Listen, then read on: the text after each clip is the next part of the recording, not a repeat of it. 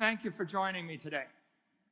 I was really excited about this opportunity to come and give this keynote in Prague. And a lot of my speeches have been fireside chats or just discussions. And the organizers in Prague, they're very thoughtful, and I think they're a bit more organized. And they said, you know, you really should come up with slides. And I thought, slides. So this is my first presentation this year with slides. I'm hoping by the time I finish, you'll conclude there is no second best set of slides. And without further ado, I'd like to talk about the future of Bitcoin.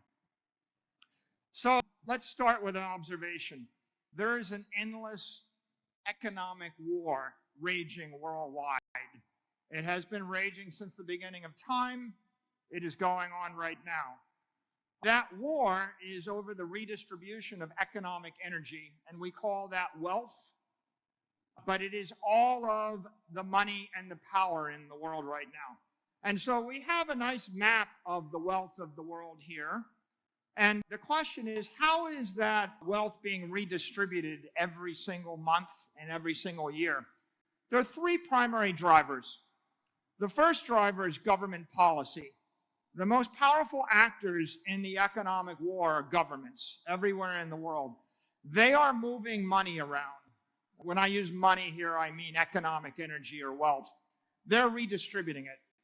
The second big driver in this economic war is technology. It's the advent of the Apples and the Googles, and it's electricity, and it's fire, and it's cars, and it's Teslas, and it's AIs. The third driver in this economic war is work. It's all the hard work, it's the competition, it's the energy. When you get up in the morning, you go and you work as hard as you can. Now, sad to say that the government is an order of magnitude more powerful in that economic driver than the technology. And the technology is an order of magnitude more powerful than your work. And I think you understand this. If you work as hard as you can, but without a machine, or you work as hard as you can without the access to a computer, there's only so far you're going to get. Now, I was thinking about Bitcoin and how Bitcoin plays into all this. And you can see in my chart, Bitcoin's about $400 billion of this $900 trillion worth of global wealth. You see gold is 12 trillion, and equities are 115 trillion. It used to be gold was equal to equity. If you go back 50 years, it used to be gold was about equal to equity. So what happened? Well, there's a lot of technology in equity. You know, we talk about gold being a shiny, dead rock, but think about gold mining and think about what technology has done to gold mining in 50 years. Semiconductors don't make it easier to mine gold. Mobile phones don't make it easier to mine gold. Right? What's happened in equity? Well, you've got Tesla, you've got Apple, you've got Google, you've got Amazon, you've got the internet, you've got the telephone. So technology has shifted the balance of power from gold to equity. Government policy shifting the balance of power. Look at bonds. Bonds are driven very heavily by government policy. Real estate driven very heavily by government policy because government policy controls capital and cost of debt, and that drives real estate. And of course, there's money over here. So, most important point is the government is changing this field, technology is changing this field, and you can work as hard as you want, but you're going to have to take into account government policy and technology if you want to actually survive in this world. The world reserve currency is the dollar. It's collapsing against assets like the S&P index, like real estate, like gold, like art. And this is a sobering thought. If we had sound money, the dollar wouldn't collapse. But you've probably seen this chart. This is the dollar collapsing against consumer goods. Consumer goods, you know, the dollar is 95% weaker. It means consumer goods are 20 times more expensive today than 100 years ago. Consumer goods are manufactured items, candy bars, bottles of water, Netflix videos. They're things that are coming off an assembly line and they're getting stamped out with a low variable cost. This is the cheapest, least scarce stuff in this civilization. and yet it's 20 times more expensive. Now, a lot of times, government officials show you this chart and they say, well, this is the impact of inflation. This, in fact, was generated by the Bureau of Labor Statistics. But the sad fact of the matter is, this is as good as it's ever going to get for you. This is a different picture. What if it wasn't easy to stamp out manufactured biscuits or Netflix videos? What if you had to do work to dig the gold out of the ground? Gold is a bit harder. And so the dollar has collapsed 99% against gold in that same 100 years, not 95%. By the way, gold is not scarce. We keep creating more gold. We get better at it, but at the end of the day, you know, it's a bit more scarce than, you know, Netflix videos, and it's a bit more scarce than drywall. Let's talk about something that's even more scarce. The 500 most valuable companies in the S&P. The US dollar has lost 99% of its value against the S&P index over that same 100 years. That is actually a closer measure to the inflation rate. This is the world's strongest currency. This is the currency backed by the country that won every war in the last 100 years. This is as good as it's going to get for you. This is as good as it gets. It will get worse. Now, how do you measure inflation? If I measure inflation against something I can manufacture for free, inflation doesn't look that high. If I measure inflation against a yardstick that is fixed, that's thermodynamically sound, then you see the true measure of inflation. S&P is one example of that. This is Miami Beach. Miami Beach runs 96 blocks. There's that much beach. 100 years ago, there was that much beach. No amount of semiconductor technology or factories make more beach. The dollar has fallen 99.8% against the beach in 100 years. That's how you start to see what's really going on with the world's strongest currency. Now I have some bad news for you. We're not in America. We're in another country. Foreign currencies are collapsing against the dollar. This is the Argentine peso against the dollar. In 20 years, the peso goes from 1 to 500.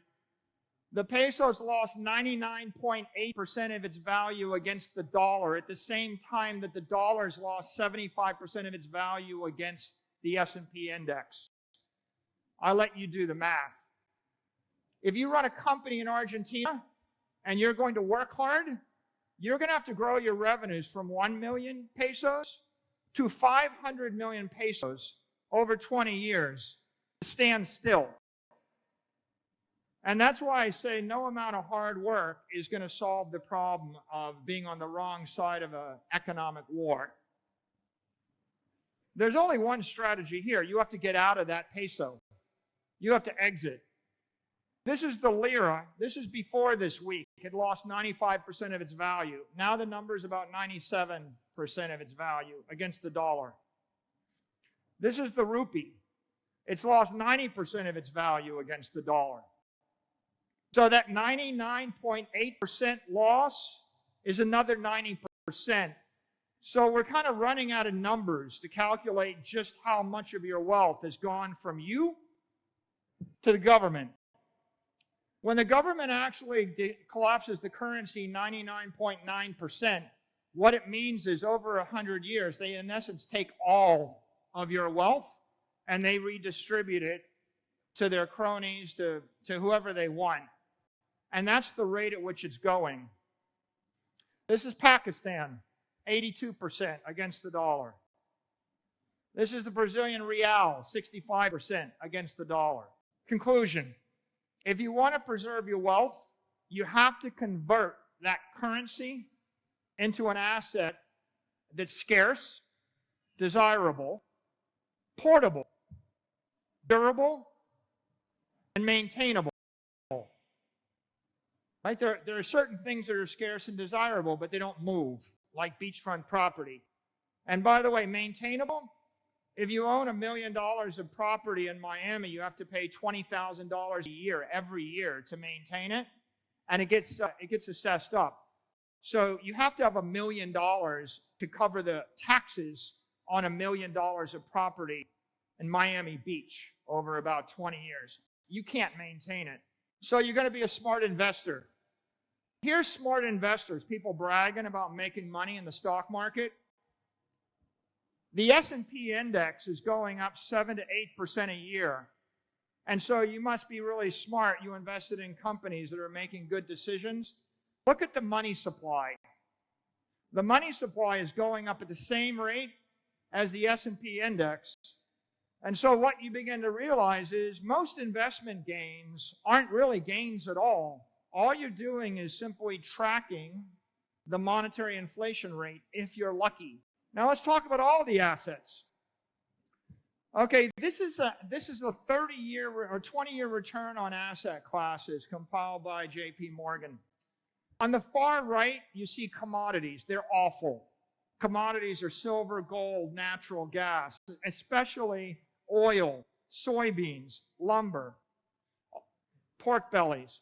Why are commodities awful? Because humans are really good at creating more of them, and they will drive the price down using technology, ingenuity, and capital. Commodities lose you money. Cash, also pretty awful.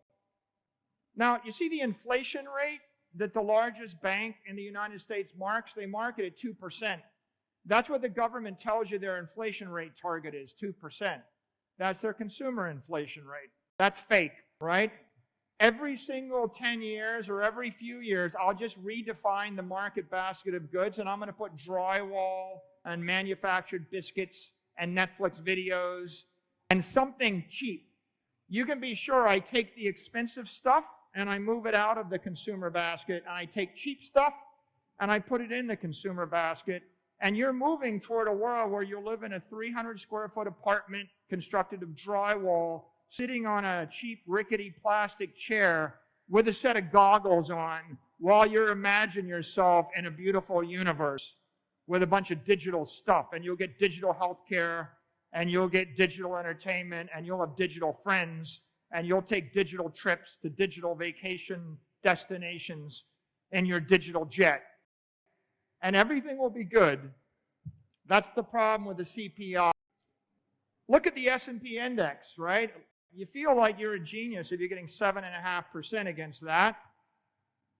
Well, what if I told you the real inflation rate of the US dollar over 100 years is about 7.5 to 8%. That's the actual inflation. Now you see the average investor is getting 2.9% when they're smart. Commodities are less. The S&P is underperforming the inflation rate. Look in the far left. What's your best chance? It's called a REIT, Real Estate Investment Trust. If you have a property company and you buy the scarce desirable real estate in the middle of London or New York, and if you can generate a yield on it, and if you're really good at it, you might be able to just barely keep your head above water.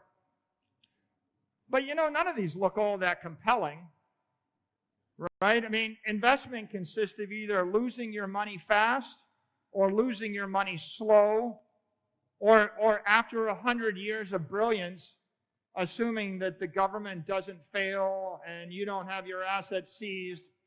And I didn't include taxes. As long as you don't die, you don't have any capital gains, and you don't have any inheritance tax, you might barely just keep what you had 100 years ago in this world. Most investors, they just perform poorly because of bad habits. What kind of bad habits? This is a 30-year chart of returns on the S&P index. And this chart tells you that if you missed one day, there's one day every year when 85%, 90% of all of the gains come. One day. And there are 36 hours a year when all investment return takes place. So in 365 days, nothing happens 99.5% of the time. This is why we have the laser eyes. This is why we say HODL. Because, and I have said before, trading Bitcoin is a sign of lesser intellect. If I were to say 1% of the days you could trade successfully, I would be overstating your odds of success. You literally have to find the 24 hours out of 365 days when the market moves, and you will be wrong 99+% of the time if you trade. You're going to sit here and Bitcoin's going to be whatever it's going to be, and then one day you're going to wake up and it's going to double. And if you miss that day, you're going to be kicking yourself. Huddle. Don't trade. Most people destroy themselves by thinking that they actually can time the market. This is a chart as of about a month ago.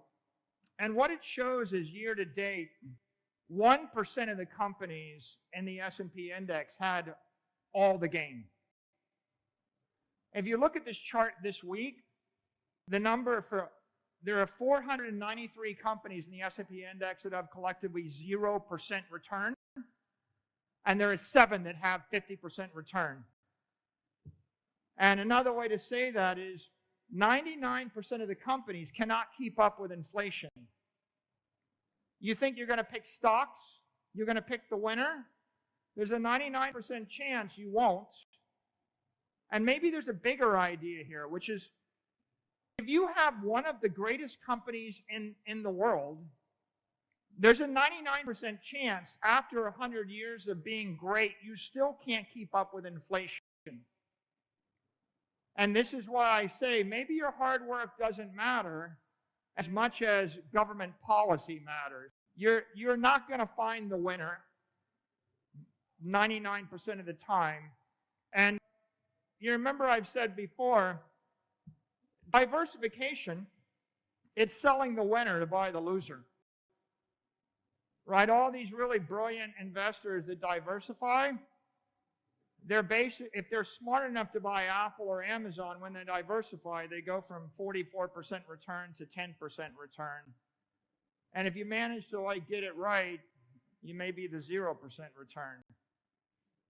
So that leads us to the question, what is money? Right? Because investment assets aren't working so well. What is money? Well, in theory, money is a way for you to store your economic energy and not have it stolen from you by the government, by a bad investment decision. Right? Perfect money is, in fact, the solution to all your problems. But what is good money? Gold has been an aspirational money, but it's defective. And the reason gold is defective is because we keep creating more of it, and you can't custody it. And so if I keep creating 2 or 3% more, then that means that the half-life of your economic energy in gold is 35 years. It means every 35 years, your money's cut in half, or the value of your wealth is cut in half. The only way to make gold perfect is to stop mining it and make it possible to teleport and carry around in your head. And of course, this is not happening with gold. It is difficult to create sound money. How difficult? Well, Bitcoin has gotten 50 trillion times more difficult to mine since it was formed. 50 trillion. Now, what is that telling you? Well, for the money to be sound, I have to cap the supply. And in order to cap the supply, I have to make it exponentially more difficult to create it. And human beings in this small corner of the world, Bitcoiners, who have been ignored, they figured out how to create 50 trillion times more work in those 14 years. That's what you're fighting against. And that's why commodities make awful money. That's why anything that can be produced with human intellect and capital will always be awful money, because you're betting against human intellect. I'm going to actually store my money in something that you can make more of, and I'm going to bet you're too stupid to make more of it. Okay, that's an awful bet. Somebody somewhere with less money than you has a lot of time on their hand to figure out how to get your money. That's why you need something like the difficulty adjustment.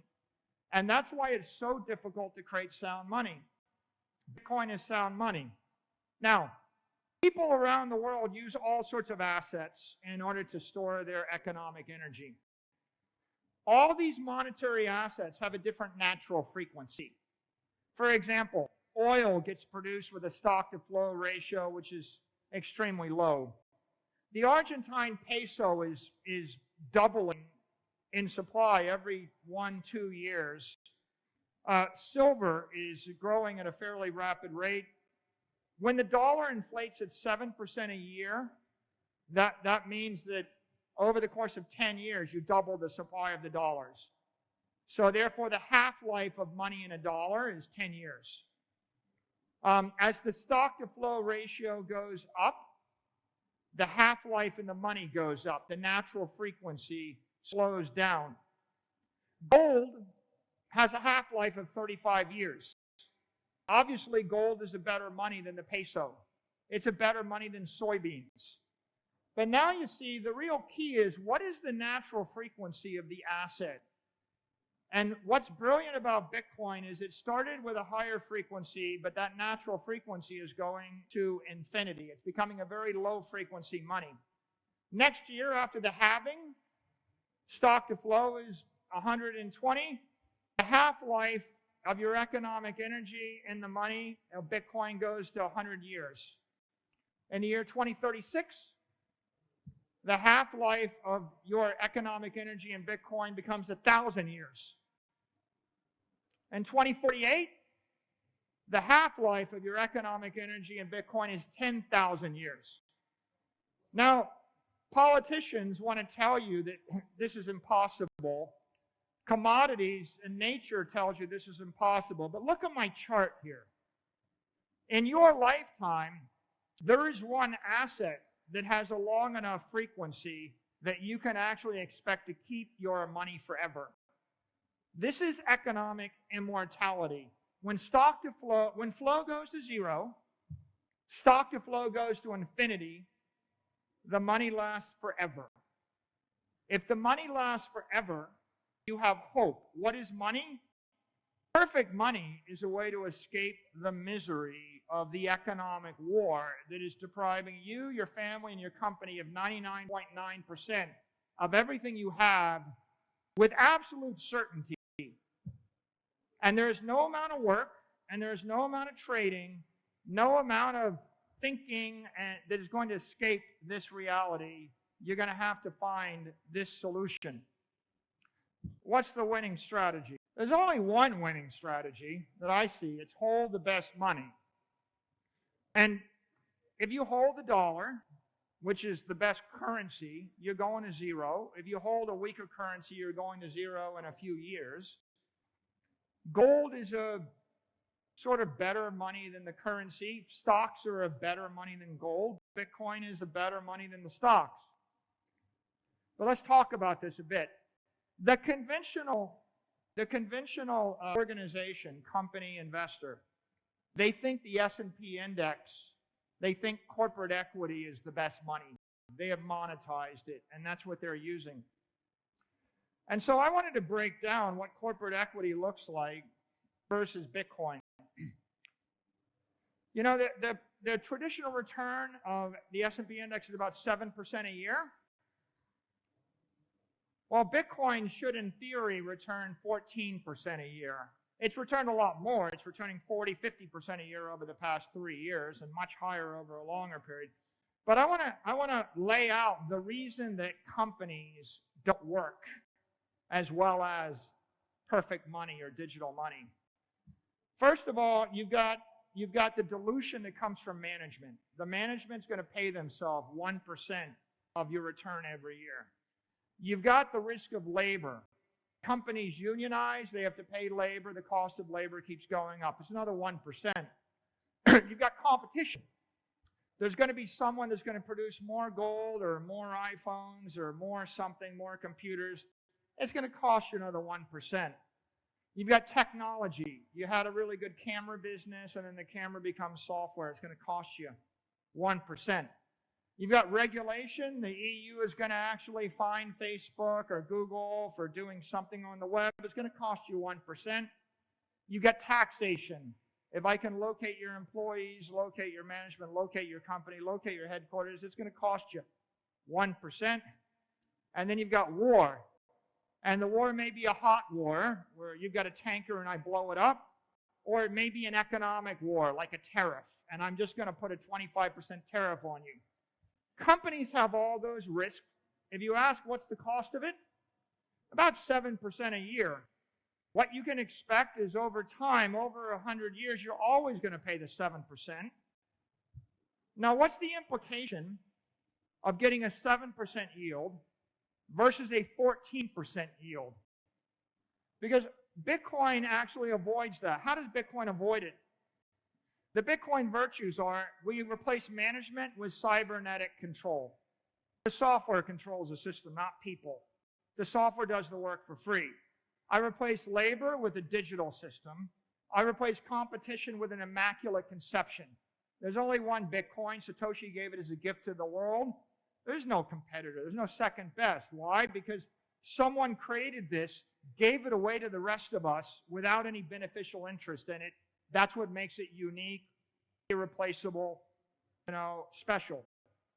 But instead of technology risk, like the iPhone 15, Bitcoin is just money, 1/21 millionth of everything there's ever going to be.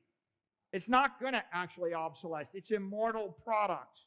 In 1,000 years, you're going to want to own 1/21 millionth of everything there is. In 100,000 years, you're going to want to own 1/21 millionth of everything there is.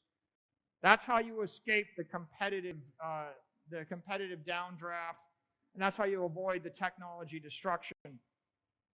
And of course, with regulation, taxation, and war, by being a digital asset, you're living in cyberspace. You can't destroy it. It's indestructible, it's incorruptible, it's global. Bitcoin's going to duck the exposures of these other systems. So what's the implication of that? If you had $1 million today in your company or in your family, and you hold it in cash in the world reserve currency at a 7% inflation rate, in 100 years, you will have, in today's dollars, $977. You will go from 1 million to 1,000. You'll lose 1,000x. It's 1 divided by 2 to the 10th. If you take all your $1 million and buy government bonds yielding 3.5% interest, you're going to have a 3.5% negative real yield. Carry that for 100 years, you're going to have $31,000. 3% of your wealth. If you're brilliant and you invest in the S&P, you're going to have $1 million. You'll have the same value, the same wealth in 100 years you have right now, but no more. If you take half of it and invest it in Bitcoin, and the other half in the S&P, you're going to have 500. And if you go 100% Bitcoin, you're going to be a billionaire. All you got to do is flip your $1 million into Bitcoin, hold it at 7% real yield 100 years, and that's the money you have times 2 to the 10th. And so you can see in a very simple way, there's a winning strategy, there's a losing strategy. Every other strategy is, the trading, the investing, is just a waste of time. You could ask, what about the real world? Here's real world in the last 2.5 years since MicroStrategy entered Bitcoin. Bitcoin has outperformed the S&P, the NASDAQ, gold, silver, and bonds. Bonds are destroying wealth. Silver is destroying wealth. Gold is destroying wealth. Bitcoin's crushing everybody. And you can say, well, what about MicroStrategy? All the guys on Twitter, they're all like Twitter trolls. Hey, you lost some money investing in Bitcoin. That's the MicroStrategy performance. That is your company on a Bitcoin standard. That is your family on a Bitcoin standard.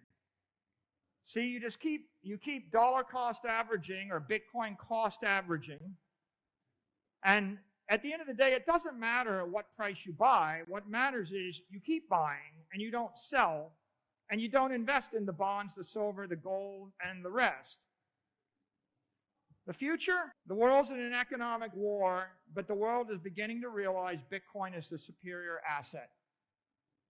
And as they realize that, Bitcoin is going to demonetize all these other assets over time. It's going to first demonetize gold, because gold doesn't make any sense. And then it's going to demonetize the other store of value assets, the real estate, the S&P index, the bonds. And so you're going to get a 30x bump as we demonetize gold, but there's no reason why you can't have a 500x increase in today's dollars by demonetizing these other things. And I'll end with this thought. We have laser eyes because laser eyes say focus on what you can change, save what you can save. In this particular case, you can make Bitcoin a success. You can tell the world about Bitcoin. No country can stop inflation. Nobody can stop inflation. I can put you in charge of the world. You cannot stop inflation. 99% of the companies, they cannot outrun inflation. 99% of the workers, they cannot outrun inflation. 1% may beat the market by skill and luck. Don't assume you'll be the 1%. Everybody can buy Bitcoin. So, buy Bitcoin. Thank you.